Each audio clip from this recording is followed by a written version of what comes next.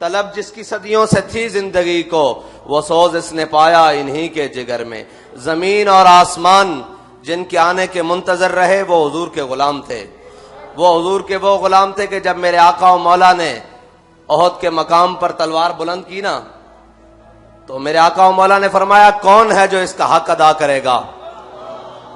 بہت سارے صحابہ آگے آئے، کسی نے یہ نہیں پوچھا کہ یا رسول اللہ اس کا حق کیا ہے۔ حضرت ابو دجانہ آگے آئے، پوچھا یا رسول اللہ اس کا حق کیا ہے؟ فرمایا اس کا پہلا حق تو یہ ہے کہ یہ اتنی چلے کہ ٹیڑھی ہو جائے، اور دوسرا حق یہ ہے کہ یہ کسی مظلوم پر نہ چلے، کسی بچے پر نہ چلے، کسی عورت پر نہ چلے۔ تو جب حضرت ابو دجانہ کو وہ تلوار ملی نا، تو وہی تلوار منتظر ہے کسی یہ ایٹمی طاقت رکھنے والے مسلمان کے کہ کوئی ابو دجانہ کے غلام کو مل جائے، یہ طاقتیں مل جائیں، یہ حکومتیں مل جائیں، پھر ہم حضور کے دشمنوں کو بتائیں کہ بات ہوتی کیسے ہے۔ وہ جو بکسے میں بند پڑے ہیں نا، وہ خالد ٹینک ہو یا درار ٹینک ہو، وہ بھی منتظر ہیں کہ کب خالد کے غلاموں نے مجھے آ کر ہاتھوں میں لینا ہے۔ وہ درار ٹینک بھی منتظر ہے کہ کب درار بن ازور کے غلاموں نے آ کے مجھے ہاتھ میں لینا ہے، کہ جب جوش جہاد بڑھے تو یہ نہیں کہ زرہ پہن لیں، بلکہ زرہ کیا قمیض بھی اتار کر لڑیں۔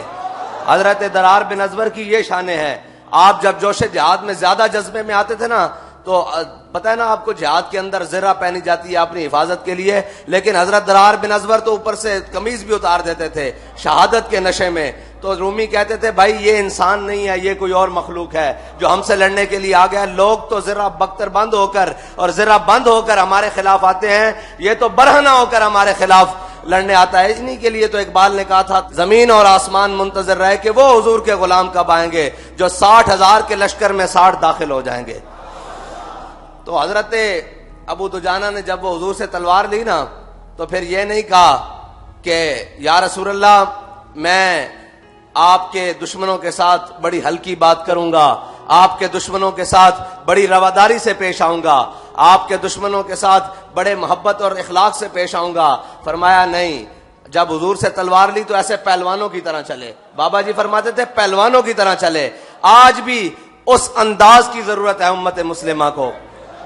کوئی حضرت ابو دجانہ کے غلام کی ضرورت ہے جو عالم کفر کے سامنے ایسے پہلوانہ چال چل کے بتائے کہ حضور کے غلام ساری باتیں برداشت کر سکتے ہیں، اپنے آقا و مولا کی عزت پر ایک حرف برداشت نہیں کر سکتے۔ لیکن کیا کہیں، ہمیں رنگیلے مل گئے، ہمیں رنگ برنگے مل گئے۔ کچھ کہتے ہیں کہ خطوں سے ہماری حکومتیں گر گئیں، اور کچھ خط لکھ رہے ہیں کہ ہمارے خلاف ناموس رسالت کے FIR ہو گئی ہے۔ میں نے کہا ابھی پروسیس میں ہے، وہ آئے گی، ہوگی، پھر ثابت ہوگا کون کتنا بڑا مجرم ہے۔ تم نے تو ہم پر گولیاں برسائی ہیں، ہم نے تو کسی بین الاقوامی طاقت کو، کسی غیر ملکی طاقت کو آواز نہیں دی۔ دیکھو ہمارے اوپر کیا ظلم ہو رہا ہے۔ ہم نے کہا یہ ملک بھی ہمارا ہے، ہم اس میں ہر زخم بھی برداشت کریں گے، ہر تیر اور تلوار اور نیزہ اور جناب گولی برداشت کریں گے، اپنا جسم چھدوا لیں گے، لیکن اس ملک کی عزت پر آنچ نہیں آنے دیں گے۔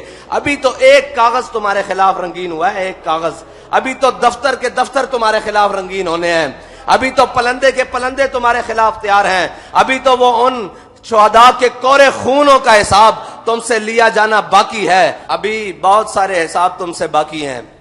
اور یہ جو آ کر تخت نشین ہو گئے ہیں، ان سے تو پرانے ہمارے حساب ہیں نا، بہت پرانے ابھی ان سے حساب ہیں، اور ان کو آتے ساتھ حضور کے دشمنوں کے ساتھ کام کرنے کی دلچسپی ہے۔ میں نے کہا ابھی میدان لگے گا، تمہیں بتائیں گے کہ کون کس کا ساتھ ہے۔ لیکن اگر قوم نے کوئی دم خم ہوا تو، اگر قوم نے حضور کی غلامی کا دم بھرا تو، اگر قوم نے ان سب اغیار کے دامن چھڑا کر حضور کا دامن پکڑنے کی تہیہ کر لیا تو ممکن ہے، ورنہ یہی ہوتا رہے گا، کوئی بلہ آیا، کوئی تیر آیا، کوئی شیر آیا، یہی ہوتا رہے گا۔ لیکن اگر قوم نے یہ فیصلہ کر لیا کہ نہ اب بلہ آیا نہ اب تیر آیا، اب محمد عربی صلی اللہ علیہ وسلم کا دین آیا، تو پھر یاد رکھنا اللہ تعالیٰ کبھی اخلاص کے ساتھ کی ہوئی محنت کو رائیگاں نہیں جانے دیتا۔